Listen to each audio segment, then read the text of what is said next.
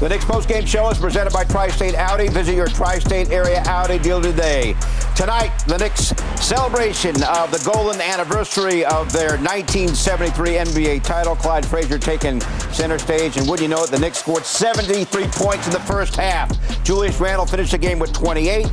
Great game all around for R.J. Barrett, 25 points and a season-high 7 assists.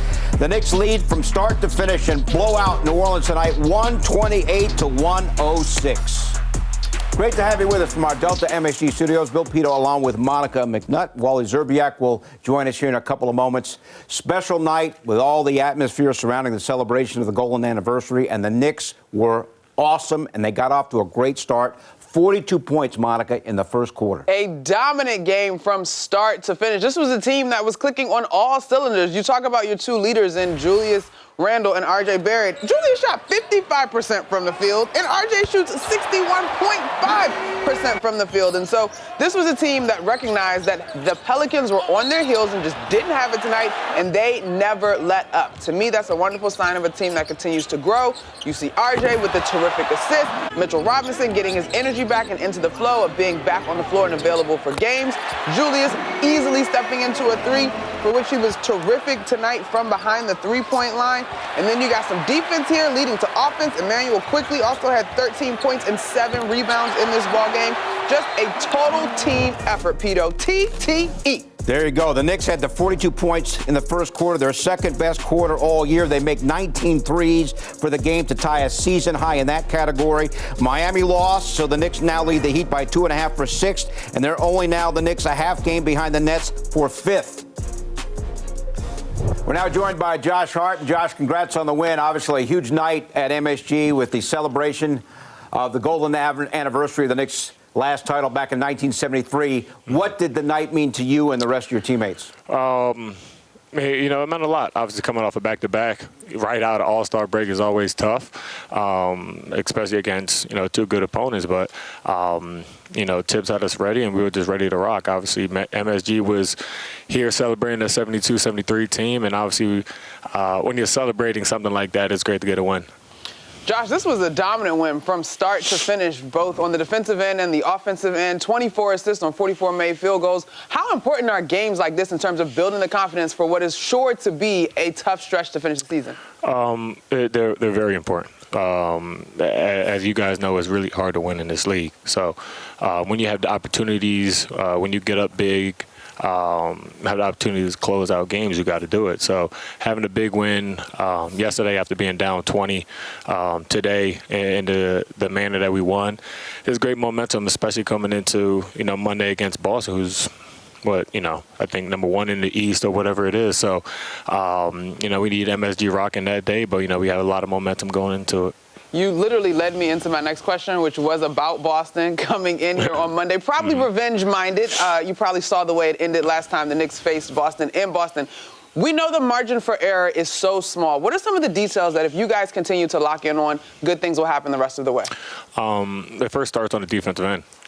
We got to limit guys' shots in the paint, get test open threes, you know, and be a defensive-minded team. When we do that, we get stops. When we run, you know, we're a really good team. So we have to continue to do that, continue to trust each other, make the open pass when someone's open or someone gets blitzed. You're not always going to make the assist. You're not always going to get the stat. You might have the hockey pass, and we have to make sure we don't get bored with that. We got to continue to do it, continue to find guys when they're open and just play. And I think when we do that, we're a really good team. But we just can't have lapses, like you said. You know, we got a tough end of the season, and we need every game we can. All right. Hey, Josh, thank you so much for dropping by. Great to talk to you. We'll see you on Monday. Appreciate it.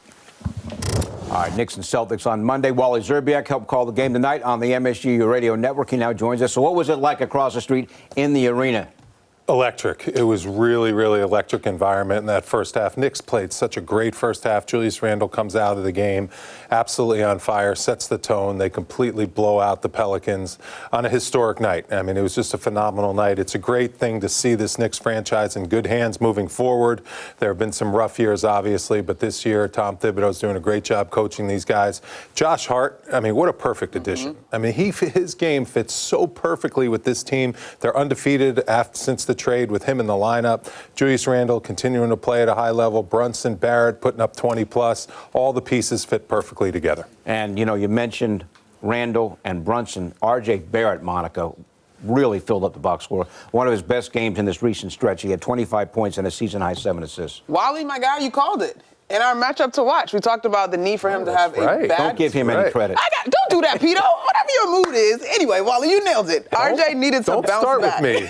Don't start with me, Pito. The most impressive part of this line, guys, I don't know if you guys would agree with this, but I think it's the 7 assists because it's easy to understand I didn't have the type of offensive game that I would have liked to have versus the Wizards. So I'm going to get back into the scoring column. That's one thing that you could do as an individual. But to me, the 7 assists speak to not pressing and looking for your teammates in addition to finding your rhythm offensively. And so this was a terrific showing from RJ. Obviously, if we could maintain this level of three-point shooting, I mean, that would be critical down the stretch. But it's good to see these outbursts, right? You know it's in there. And we've seen him hit big-time threes in big-time moments over the course of the season. So this was a really good game for RJ to get his rhythm back. This team's scary good when he shoots the ball like that because Julius Randle is making every proper play that he should. He's making the kick-out passes, and when you got shooters surrounding him and Brunson that can knock down shots like Grimes and Barrett, and quickly, you become very dangerous as a team because the level that those two guys have been playing all season long, Randle and Brunson, it opens up so many opportunities for other guys, and when R.J. Barrett takes his time, knocks down those threes, he can really score, and he's tough to guard when he drives to the basket. So an incredible performance, calibrated his jump shot, which is a great sign. Look at the Knicks now. They've won 7 out of 8. I mentioned now that they have a 2.5 game edge over Miami. Comfortably now, the Knicks in 6th, only a half game out of 5th. You look at the trend here, Wally, it's Randle's first quarters. Tonight, 16 points in the first quarter. As we talked about it, with the Knicks scoring the 42 for the quarter. But Randle's coming out of these. How is he getting off to these great starts? He's just in a really good space mentally. Yeah, I agree. He referenced it in his post-game interview after the Washington Wizards game. He just comes in, his confidence is sky high. I mean, it is through the roof. That was 3 feet, 4 feet behind the three-point line. That's a little shimmy shake, lateral, like James Harden 3, and he's just nothing but net. I mean, these are not easy shots. Well defended, well contested. You can tell other teams are going to live with him making those kind of shots. But when he makes those kind of shots, Monica, he becomes unguardable because then if you get on him, he's going to drive to the basket. Yeah, we saw this a couple times now. We saw it in Atlanta right before the break. He hits those threes early, and the lid is off of the can, so to speak, and he just knows exactly what to do. But I think, yes, of course we love him shooting threes at that high of a clip. But even when he's not hitting threes, like his decision-making this year has just been so much better across the board. You called him a proper passer, which I love that alliteration there. But also like picking his spots in terms of scoring.